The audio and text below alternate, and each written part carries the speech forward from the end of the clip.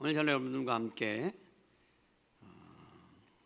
변화산의 신앙체험이라고 하는 제목으로 잠시 은혜를 나누기를 원합니다. 여러분, 신앙생활 한다는 것, 이것은 막연하게 어떤 철학적인 개념을 갖거나 내 마음속에 어떤 지식을 갖는 것, 그런 것을 넘어서는 겁니다. 신앙생활은 여러분 삶이고, 신앙생활은 여러분 생명입니다. 그렇기 때문에 신앙은 어떻게 해요? 역동성이 있어야 하고, 신앙은 어떻게 실제적으로 체험이 되어야 합니다.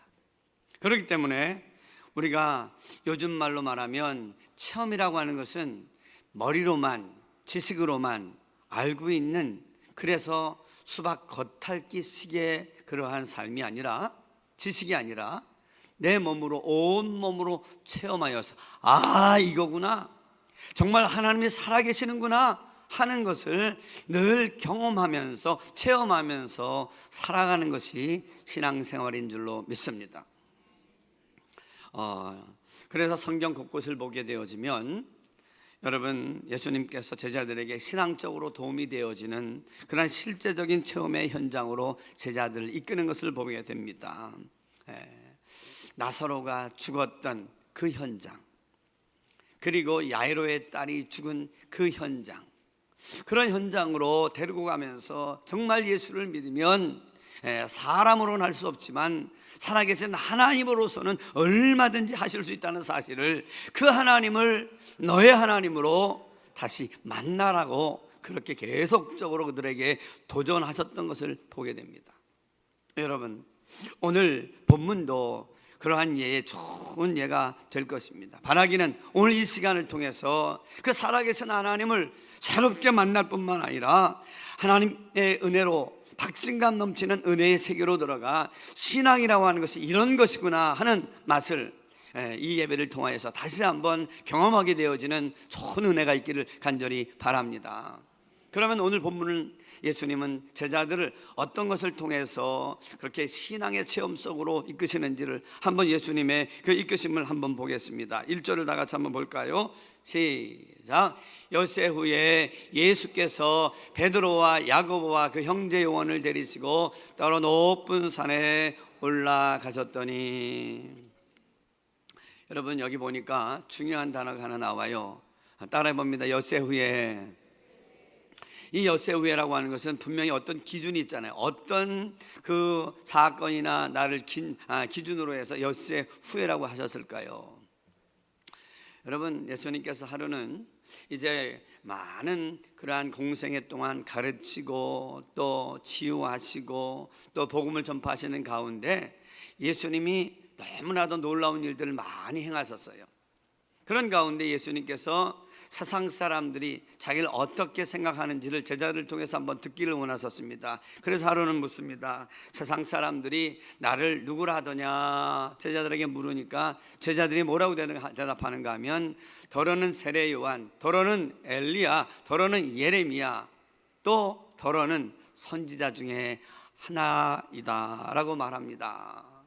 그런데 예수님께서 그 말씀을 들으시는데 아무 어떤 반응이 없으세요. 무슨 얘기 있습니까? 별로 만족하시지 않는 대답이었다는 거죠. 그러면 너희들은 정작 나를 누구라고 생각하느냐? 제자들이 고민이 빠졌습니다. 뭐라고 대답해야 될까 할 때에 수제자였던 베드로가 뭐라고 고백합니까? 시작. 저는 그리스도시요 살아계신 하나님의 아들이시니이다. 그리스도라는 말씀은 구원자라, 메시아다, 오실 메시아다, 그분이다. 그리고 온 우주를 다스리는 천지를 창조하신 살아계신 하나님의 아들이십니다. 이 얘기는 만왕의 왕 되시는 분이시고 만왕의 왕 되시는 하나님의 아들이십니다. 이렇게 고백하는 그 고백을 들으시면서 예수님은 너무나도 만족하시면서 바요나 시몬아 내가 복이 있도다, 아주 굉장히 칭찬하시면서 한마디를 더 하시죠. 바요나 시몬아, 이를 알게 한 이는 내가 아니라 하늘에 계신 내 아버지다. 그러면서 얼마나 기뻐하셨던지 천국 열쇠를 그에게 주시면서 내가 이제 이 땅에서 네가 풀면 매면 하늘에서도 불리고 땅에서도 매면 매이는 역사가 일어난다. 그래서 어디 가든지 하여튼 간에 너에게는 권세가 주어질 것이다.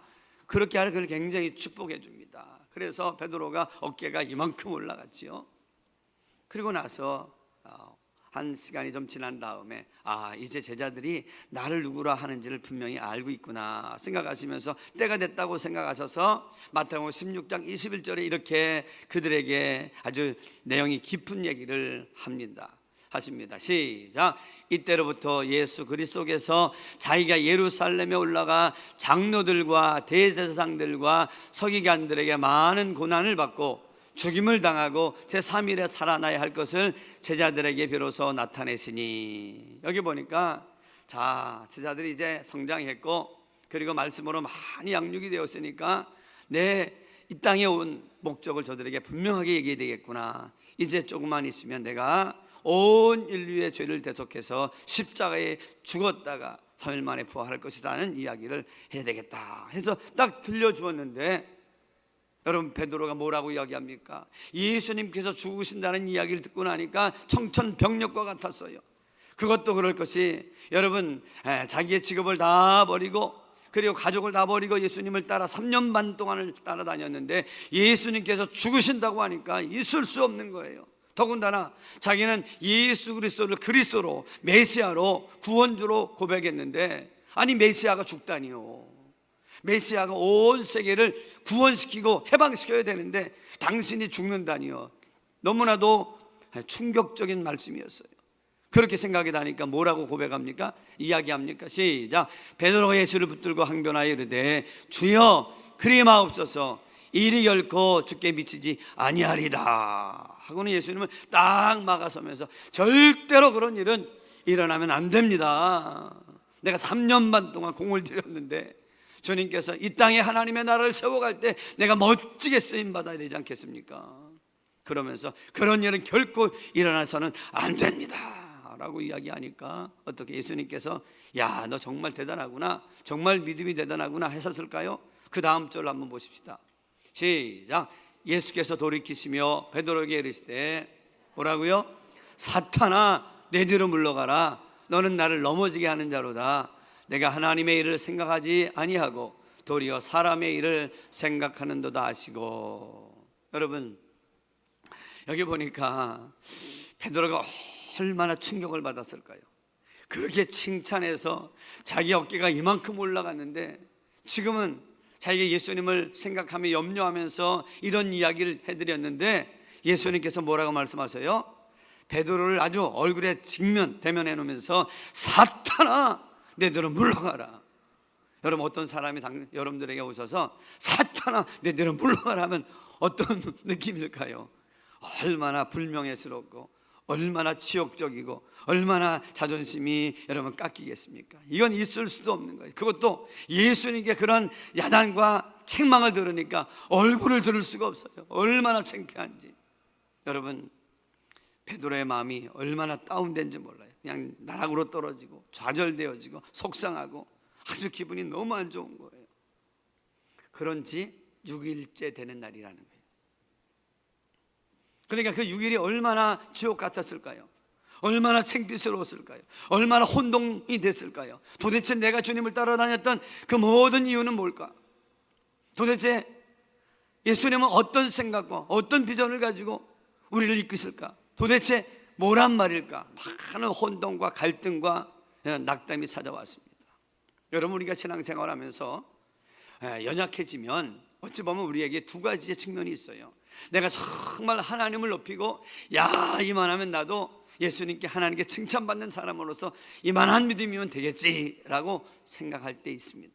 그러나 예수님께서 말씀하신 것을 분명히 기억해야 합니다.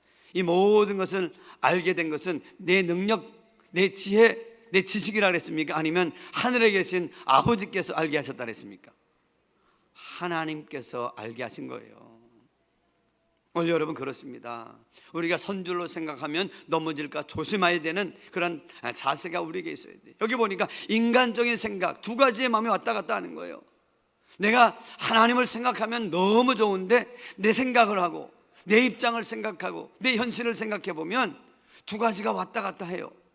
그래서 믿음으로 사는 것 같은데 내 모든 여러 가지 유익과 손해를 생각해 보면 하나님 나라가 보이는 것이 아니라 내 입장과 처지가 더 앞장되어지는 생각이 하나님의 나라를 막을 때에 이와 같이 뭐라고요? 주님 십자가 지는 것이 무엇입니까? 죽는 얘기가 무슨 얘기입니까?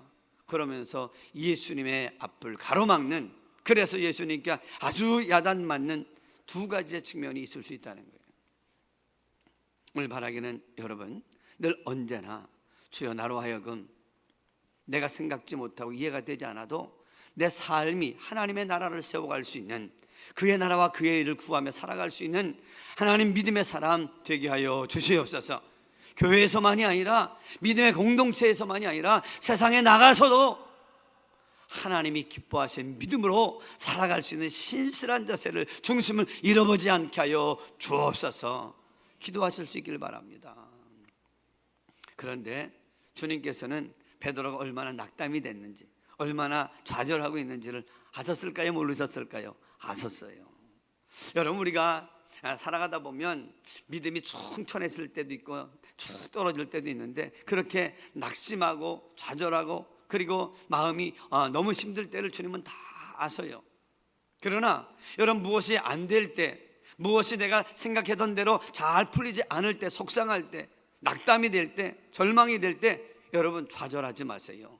주님은 내 모든 아픔과 내 모든 실수와 내 모든 연약함을 다 아시는 좋으신 주님인 줄로 믿습니다.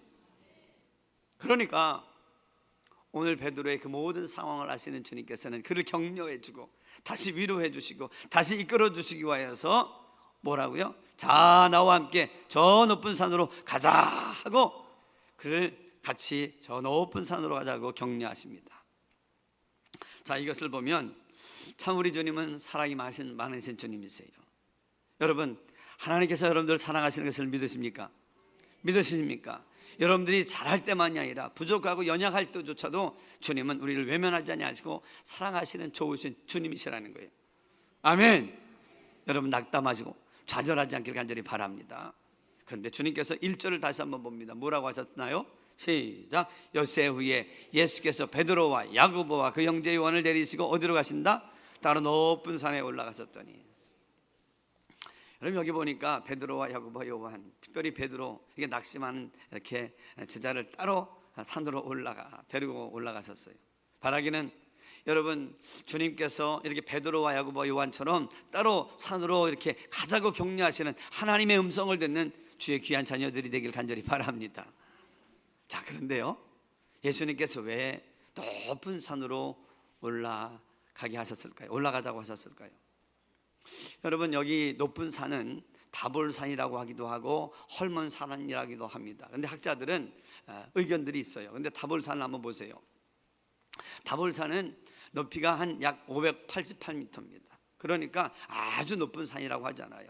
제주도에 와보니까 한 200~300m, 한 400~500m는 산이라고 하지 않고 오름이라고 하더라고요. 오름. 근데 여기 보니까 다볼산은 오름 정도니까 그건 높은 산이라고 얘기하지 않을 거란 말이에요. 그럼 뭘까요? 헐몬산 한번 보십시다. 헐몬산은 저 3월달에 찍은 사진인데요. 자, 저 멀리에는 눈이 덮여 있는 그 높은 산입니다. 그러니까 2,814m나 됩니다. 우리가 살고 있는 한라산, 제주 땅에 있는 한라산은 몇 미터입니까? 너무 잘하시네요. 1950m, 정확히는 47m라고 하는데, 그러니까 한 860m 차이가 나요. 그러니 한라산도 올라가 보면 시원하고 춥기도 한데 2,800m나 되는 산이니까 얼마나 높고 춥습니까? 그런데도 불구하고 거기 올라가자고 하는 거예요. 주님은 왜 그 옆에 있는 동산도 언덕도 많은데 왜 높은 산으로 가자고 하셨을까요? 마치 이것은 하나님께서 아브라함을 저 3일길 모리아산으로 가서 내 독자 이삭을 번제로 드리라고 하셨던 말씀과 같은지도 몰라요. 여러분, 아브라함에게 사랑하는 아들 독자 이삭이 있는데 하루는 하나님께서 그 아들을 저 모리아산에 가서 번제로 드리래요. 청천벽력과 같은 이야기잖아요. 그런데 그것도 3일길. 아니 집 앞에 있는 동구밭이나 아니면 언덕이나 저 앞에 앞산에 가서 번제를 드리라는 것도 쉽지 않은데 3일길을 가서 모리아산에 가서 드리라고 합니다. 왜 그랬을까요? 여러분, 하나님보다 더 사랑하는 것이 없도록 만들려고, 철저히 믿음의 조상으로 세우기 위해서는 자아가 깨지고 하나님보다 앞서는 것이 없게끔 하시려고, 하나님이 그를 믿음에 테스트하게 하려고, 그를 믿음으로 성장하게 하시려고 그 3일길 가면서 자기의 자가 완전히 깨져서 그 아들을 모리아산에 번제 드릴 수 있는 믿음으로 키워내시기 위하여서 모리아산에 3일길을 가서 제사를 드리도록 하셨다는 것입니다. 그래서 정말 결단하고 가는데 아나와도 상의하지 않고 그 힘든 길을 가면서 고민하면서 올라가죠. 올라가서 결단하고 아들을 탁 넣을 때 칼을 내리치려고 하는데 하나님이 더 급하시죠. 뭐라 그랬어요? 아브라함아, 아브라함아, 내 독자 이삭이라도 내게 아까워하지 아니하고 드리는 것을 보니까 이제야 내가 너를 얼마나 사랑하는지 내가 알겠다. 내 아들에게는 돈 하나 갖다가지 마라. 뒤를 돌아봐라니까 순양이 있어요. 그러면서 그 순양으로 제사를 드려라 하시면서 그때 하나님이 하나님 됐음을 드러냈습니다. 뭐라고? 나 여호와는 나를 믿고 신뢰하는 자에게는 여호와 일에 준비하시는 하나님이시다. 여러분, 우리의 인생을 살아갈 때에 정말 하나님을 온전히 신뢰하고 믿고 살아가는 사람에게는 하나님이 모든 것을 앞서가시면서 예비하시고 준비해 주시는 좋으신 하나님으로 우리와 함께 하는 줄로 믿습니다. 그러니까 오늘 여기 보니까 베드로가 자기의 생각과 안 맞을 때 어떻게 했습니까? 그런 일은 결단코 일어나서는 안 됩니다 하고 주님을 막았었는데 예수님께서 베드로를 그 높은 산으로 올라가면서 그 가졌던 인간적인 생각, 자기 고집, 하나님의 나라보다 자기를 먼저 생각하는 그 모든 것을 다 벗겨내시고 깎아내시기 위하여서 그 힘든 높은 산으로 올라가게 하셨다는 거예요. 올라가면서 생각을 합니다. 올라가면서 끙끙대니까 얼마나 힘들어. 내가 뭐 주님을 막아주고 뭐 지켜줘? 이 산을 올라가는 것도 헐떡대어지는데 뭐 난 사람, 내 한 몸도 제대로 다루지 못하는데 내가 주님을 뭐 보호해? 너무 자만했다. 너무 헛된 소리를 많이 했구나 하고는 깨닫기 시작합니다. 그러면서 주님의 뜻을 깨닫기 시작합니다. 그러는 가운데 예수님께서 이렇게 그 올라가셔서 놀라운 그런 모습을 보여주시는데 2절 한번 보십시다. 시작. 그들 앞에서 변형되사 그 얼굴이 해같이 빛나며 옷이 빛과 같이 씌어졌더라. 여러분, 거기 올라가니까, 높은 산에 올라가니까 여러분, 보이지 않던 예수님의 모습이 새롭게 비춰지고 놀라운 광경을 만나게 됩니다.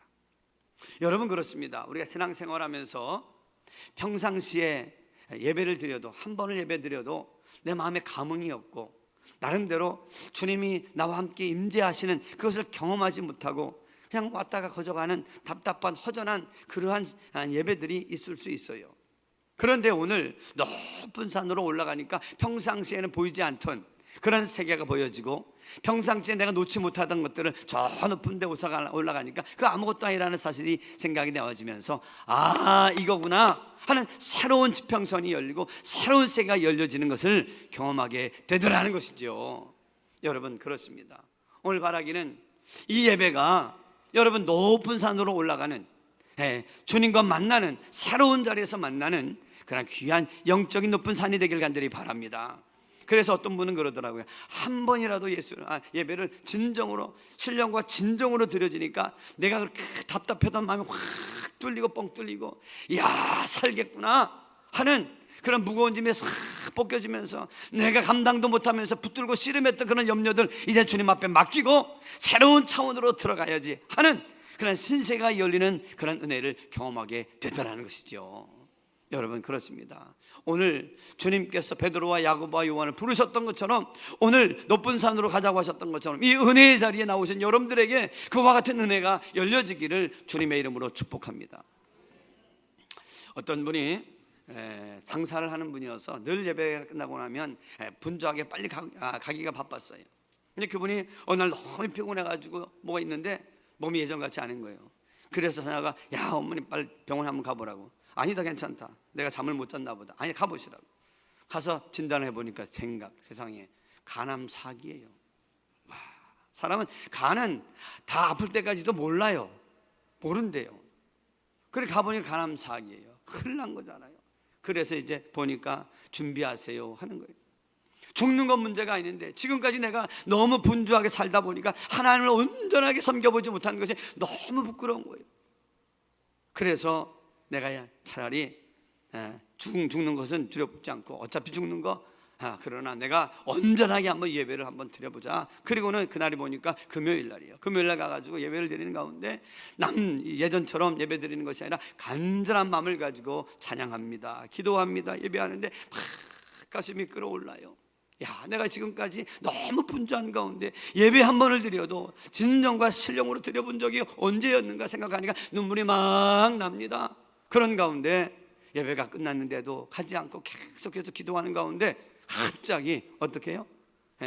주님을 만나고 싶고 주님을 보고 싶은데 주님을 한번 보고 싶은데 간절히 기도하는 가운데 환상인지 무엇이 이렇게 활짝 열리는데 십자가가 보여지면서 그 십자가에 나를 위해서 고통당하시면서 못에 박힌 예수님이 보이면서 거기에 십자가에서 핏물이 뚝뚝 떨어지더라는 거예요.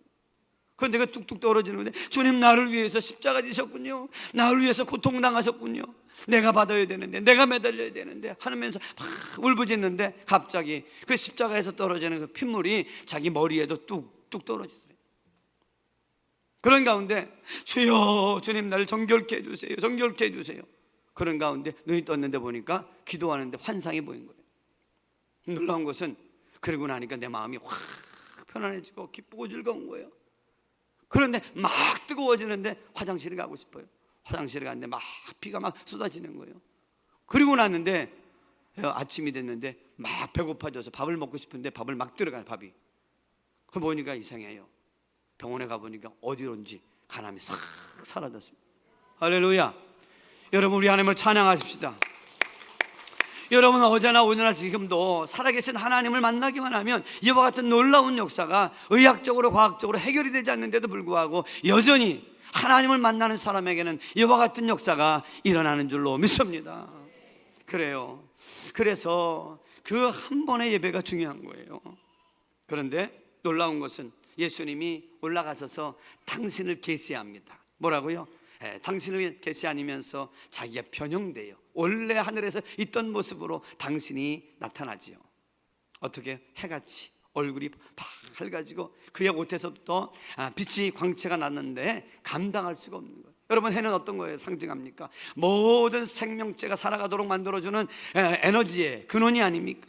그러니까 예수님은 우리의 모든 생명들의 근원이 되어지는 생명을 주시는 생명의 주님인 줄로 믿습니다. 그러니까 여러분 죽어가던 사람들도 생명 되시는 예수님을 만나게 되어지면 살아나는 역사가 일어나는 것입니다. 그런데 예수님은 세상에 오셔서 뭐라고 말씀하셨는가 하면 나는 세상의 빛이다 그랬습니다. 여러분 우리가 살아가면서 얼마나 칠흑같이 어두움에 눌리고 그리고 염려와 근심에 눌리고 살아갑니까? 그러나 예수님을 진정 한 번이라도 제대로 만나게 되어지면 어떻게 해요? 세상에 그 칠흑같이 어두웠던 모든 근심의 먹구름이 싹 벗겨지고 사라지는 역사가 있을 줄로 믿습니다. 그래, 빛이 오면 어둠이 사라지듯이. 그래요. 오늘 보니까 그 빛이 얼마나 강했던지 간에 모세와는 비교도 안 되는 거예요. 모세는 예수님 하나님을 만나고 내려올 때에 그 얼굴에 광채가 났는데 장로들이 너무 눈이 밝아서 볼 수 없어서 수건으로 덮는데 그러니까 빛이 사라지는데 예수님은 그 두꺼운 옷을 입고도 올라갈 때 얼마 높은 산이니까 외투도 가지지 않았습니까? 그런데 그것이 다 통과되어지면서 나올 정도로 예수님은 빛이시라는 것을 보여줍니다. 여러분 빛 대신 주님을 마음속에 모셔서 우리의 모든 염려와 근심과 먹구름이 싹 사라지는 은혜가 여러분 이 시간 여러분 마음 가운데 임하기를 주님의 이름으로 축복합니다. 그 다음에 또 하나 여러분 보여주시는데 3절 봅니다. 3절입니다. 시작. 그때에 모세와 엘리야가 예수와 더불어 말하는 것이 그들에게 보이거늘. 여기 보면 신기한 하나의 장면을 하나님께서 만들어내서요. 여러분 우리는 가끔씩 하나님께서 우리로 하여금 신령한 어떤 영적인 체험을 주시기 위해서는 그런 어떤 영적인 장면들, 영적인 상황과 환경을 세트로 하나님께서 만드시는 거예요. 이거는 TV 드라마가 아니에요. 영화 속의 한 장면이 아닙니다. 베드로 앞에 실제적으로 지금 펼쳐지는 하나님의 천상의 그런 일이 실제로 벌어지는 거예요. 베드로의 눈이 활짝 열려집니다. 여러분, 신기하게도요, 주님과 함께 영적으로 만나면 세상에서는 보지도 못했던 그런 신기한 세계들이 보여지는, 영적인 눈과 귀가 열려지게 되는 줄로 믿습니다. 그리고 나니까 이게 너무 눈이 휘둥그레져 가지고 감당할 수가 없는 거예요. 모세가 누굽니까? 율법을 받았던 사람이에요. 엘리야는 모든 선지자들의 대표입니다. 그러니까 그들이 예수님을 바라보면서 이야기하는 모습을 보니까 예수님이야말로 율법과 선지자가 다 응하는 성경 전체가 예수에 대한 성취라는 사실을 알게 됩니다. 요한복음 5장 39절에 이런 말씀이 있습니다. 너희가 성경에서 영생을 얻는 줄 알고 성경을 연구하고 상고하거니와 그 성경이 곧 내게 대하여 증거하는 것이라. 그러니까 구약을 대표하는 모세와 그 엘리야가 다 예수님 앞에서 들으면서 와, 주님 이제 어떤 일을 하시려고요? 하면서 하는 모습을 보니까 베드로가 놀라는 거예요. 자, 그런데 베드로가 모세인지 엘리야인지 어떻게 알았을까요? 예수님께서 베드로에게 자, 이분은 모세고 이분은 엘리야다라고 얘기하는 게 성경에 없어요. 그런데도 불구하고 베드로가 이렇게 이야기합니다. 뭐라고요? 4절에 보니까 하나는 주님을 위하여, 하나는 모세를 위하여, 하나는 엘리야를 위하여 내가 초막셋을 짓겠습니다. 여러분, 2500년 전의 사람, 800년 전에 그 엘리야를 어떻게 알아요? 그러나 하나님의 은혜가 오면 여러분, 우리의 지식적으로는 깨달을 수 없는 것들이 깨닫게 되어지는 은혜가 있을 줄로 믿습니다. 그래서 예전에는 성경을 읽어도 깨닫지 못했는데 하나님의 강력한 은혜가 오면 성경이 이해가 되어지고 깨닫는 역사가 있게 되는 거예요. 아멘. 그런데 놀라운 것은요, 자, 베드로가 뭐라 그래요? 오늘 여기 보니까 주님을 위하여, 모세를 위하여, 엘리야를 위하여 내가 초막셋을 짓고 내가 여러분들을 시중하는 그런 섬김자로 살겠습니다 하고 너무나도 감탄해가지고 막 터져나오는 거예요. 요즘 말로 말하면 뭐 어떤 얘기입니까? 와우, 야 대단한데, 완전 짱인데, 와 완전 대박이다, 정말 좋다, 이런 감탄사가 나오는 거예요. 여러분, 정말 우리가 예배를 한번 드려도요, 정말 감격적으로 예배 드리는 사람은 표정이 막 살아나요. 와우, 하나님 여기 계시는구나, 할렐루야, 막 찬양을 하나고도요 감격하면서 예배드리는 그러한 은혜가 막 나오는 거예요, 여러분. 그래서 여러분, 하나님의 은혜를 받으면 내성적인 사람도 자꾸 표현하는 사람이 돼요. 표현하는 사람이 돼요. 우리 옆에 사람에게 당신이 바로 그 사람입니다, 할렐루야. 그래서 막 입이 열리고 얼굴이 열리고 가슴이 열리고 막 어떻게 이해하지, 막 감동하는 것을 감당할 수가 없어요. 예전에는 예배 시간이 막 어떻게 하나 했는데 여기 보니까 내려가는 거, 세상 내가 해야 될 거 아무것도 생각을 하진 않아요. 여기가 좋사오니, 할렐루야. 이와 같은 하나님의 은혜가 충만히 임하길 간절히 바랍니다. 이런 은혜가 와야 돼요. 이런 감탄사가 있는 사람은 행복한 거예요. 이제 밥 안 먹어도, 여기 살아도 내가 해야 될 일이 문제가 아니라 주님 여기가 좋사오니, 이런 예배 속에서 하나님의 임재를 경험하는 은혜가 있길 간절히 바랍니다. 그리고 나면 하나님이 어떻게 해요? 5절에 보면, 여기 보니까 5절 한번 다 같이 읽어보십시다. 시작. 말할 때에 호련히 빛난 구름이 그들을 덮으며 구름 속에서 소리가 나서 이르시되. 그렇습니다. 여기 보면 여러분, 하나님께서 임재하실 때는요 꼭 구름이 이렇게 내려오는 때가 있어요. 여러분, 모세가 하나님을 만날 때, 율법을 받을 때 구름이 산에서 내려오면서 하나님의 임재가 나타났습니다. 솔로몬이 하나님께 멋진 성전을 지어 드렸을 때에 하나님의 그 임재를 상징하는 구름이 싹 성전을 덮었어요. 오늘 여기 보니까 베드로가 보니까 너무나도 환상적인데 그 하나님께서 만들어 주시는 그 영적인 그 체험의 현장을 보면서 감탄하면서 막 표현하니까 하나님께서 기뻐하시면서 어떻게 해요? 구름이 내려오는 거예요. 한번 5절 여기 보니까 따라해 봅니다. 말할 때에. 여러분, 참 신앙생활하면서 이 표현하는 게 참 중요해요. 여기 보니까 와우, 완전 대박이다, 이런 세계가 있었어, 라고 표현하는 가운데 하나님의 임재가 임하더라는 거예요. 예배 시간에도 아멘입니다, 할렐루야입니다, 아유 너무 좋아요 막. 여러분 이렇게 표현할 때에, 아니 제가 어제 저녁에 우리 3구역이 3교구가 이제 오늘 여름 캠프를 위하여 성경학교를 위해서 쿠키와 뭐 여러 가지 이제 과자를 준비하잖아요. 10시가 넘었는데도 그걸 하고 있어요. 근데 한번 가서 쿠키 한번 들어보세요 하고 기도해주고 하나 주는 걸 받아 먹으니까 얼마나 맛있던지, 여러분 세상에 있는 어떤 빵집보다 엘린 카페의 그 빵이 더 맛있더라고. 할렐루야. 진짜 이따 다 한번 들어보세요. 야, 그 조그만 건데도 불구하고 난 어디에서 5,000원, 만원보다 훨씬 더 맛있어. 야, 먹어보니까 이렇게 얘기할 수가 있어요. 여러분도 마찬가지입니다. 정말 하나님의 은혜를 경험한 사람은 안 말할 수가 없는 거예요. 아멘. 표현하는 거 여기 보니까 말할 때에 하나님 정말 이런 세계가 있었군요. 표현하니까 하나님이 기뻐하시면서 어떻게 해요? 내려오서 임재하시는 거예요. 그러면서 놀라운 역사가 일어납니다. 뭐라고요? 따라 봅니다. 하나님의 음성이 들리기 시작한다. 여기 뭐라 그랬어요? 이는 내 사랑하는 아들이요 내 기뻐하는 자니 너희는 그의 말을 들으라. 여러분 지금까지 우리의 신앙생활에 여러분 고착되어지고 역사가 일어나지 않는 까닭이 무엇입니까? 하나님의 말씀을 들어도 깨닫지 못하고, 하나님의 말씀을 들어도 하나님의 말씀으로 듣는 것이 아니라 목사의 이야기로, 사람의 이야기로 듣기 때문에 그 하나님의 말씀이 내 안에서 생명의 역사를 일으키지 못하는 것 아닙니까?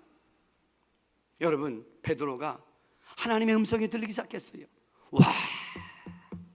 여러분 신앙생활의 가장 축복 중에 축복이 뭐냐면, 여기서 목회자가 말씀을 전하더라도 여러분들이 저 목사, 엄목사는 실수도 많아요, 부족한 게 많아요.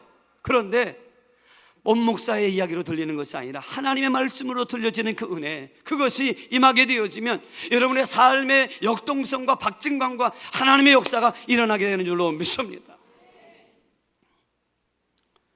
자, 여러분 데살로니가전서 2장 13절은 이렇게 말합니다. 한번 읽어볼까요? 시작. 이러므로 우리가 하나님께 끊임없이 감사함은 너희가 우리에게 들은 바 하나님의 말씀을 받을 때에 사람의 말로 받지 아니하고 하나님의 말씀으로 받음이니 진실로 그러하도다. 이 말씀이 또한 너희 믿는 자 가운데서 어떻게 하느니라? 역사하느니라. 아멘. 저는 가끔씩 말씀을 전하기 전에 제 사무실에서 기도합니다. 하나님 오늘도 제가 이렇게 막 적어 올라와서 하나님 왔는데 하나님 말씀이 저들에게 들려질 때 사람의 말로 들려지지 않게 하여 주옵소서. 막 한 영혼 한 영혼을 위해서 기도하다 보면 내 가슴이 막 벅차고 막 벌렁벌렁 될 때가 있어요. 왜냐하면 하나님 저들이 하나님의 말씀을 들을 때 살아나는, 그리고 문제가 해결되어지는, 병이 치유되어지고 하나님의 기적이 임하는 그런 역사가 일어나게 해 주옵소서. 여러분도 그런 사모하는 마음으로 오십니까? 그러면은 하나님의 말씀으로 들려지기 시작합니다. 그 다음에 역사가 일어나요. 6절 봅니다. 나같이 시작. 제자들이 듣고 엎드려 심히 두려워하니. 여러분 엎드려 심히 두려웠대요. 여러분 이상하게 하나님의 역사를 경험하고 하나님의 말씀이 들려지면 여러분 두려움이 오는데, 이거는 신앙적인 거룩한 경외함 속에서 오는 두려움이에요. 예전에 베드로는 예수님이 마음에 들면 와 이렇게 하다가 아니면 막 막아서는 함부로 말하고 함부로 행동하는 사람이었어요. 그러나 예수님을 제대로 만나고 나니까, 말씀이 들어오니까 어떻게 해요? 내가 얼마나 부족했고 얼마나 입을 함부로 열었고 그것이 깨닫게지면서 막 두려워지는 거예요. 여러분들 이 교회 들어올 때에 들어와서 오늘 예배구나, 예배 잘 드렸구나, 오늘 주일 예배 드렸다, 자 가자, 이 정도가 아니라 예배 들어올 때 여러분 말씀이 들려진 사람은 거룩한 경외함이, 떨림이, 두려움이 있어요. 그러면 바뀌어지는 게 있어요. 세상은 두려워하지 않아요. 두려워지지 않고 하나님이 두려워집니다. 아멘. 세상에 어떤 대단한 염려와 근심으로 인한 그런 것이 두려운 것이 아니라 살아계신 하나님 앞에 제대로 살지 못했던 죄가 두렵고, 그 전능하신 하나님 앞에서 내가 부끄럽게 사는 것이 두렵고, 그 하나님을 온전하게 섬기지 못하는 것이 두려운 마음이 막 들어서 어떻게 해요? 막 엎드려 하나님 내가 너무나도 자만하고 교만했습니다 하는 통회하고 자복하는 것이 막 일어난다는 거예요. 그 다음에 주님께서 7절 말씀합니다. 시작. 제자들이 듣고 엎드려 심히 두려워하니 예수께서 나와 그들에게 손을 대시며 이르시되 일어나라 두려워하지 말라. 여러분 예수님께서 위로하세요. 그래, 이제 너희들이 진정 두려워할 것 두려워하지 않을 것이 구별이 됐느냐? 마귀는 두려워할 게 아니야. 야고보서 4장 7절 뭐라고 말씀합니까? 마귀를 대적하라, 그리하면 너희를 피하리라. 아멘. 여러분, 세상에 두려운 것들, 많은 것들 두려워하지 마세요.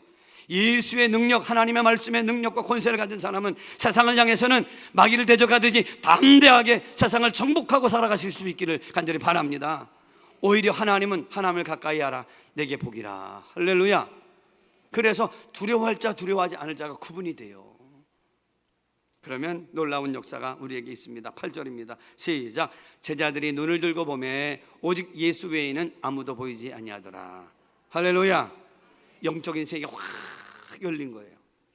육적인 눈으로는 이 일도 보이고 저 일도 보고 저 사람도 보고 여전히 세상이 보이지만 영적인 눈이 열려보고 나니까 진정 세상을 다스리는 것은 사람이 아니라, 정치가 아니라 온 우주를 돌리시는 살아계신 하나님이라고 하는 것, 우리 예수님이라고 하는 사실이 보여지기 시작하는 겁니다.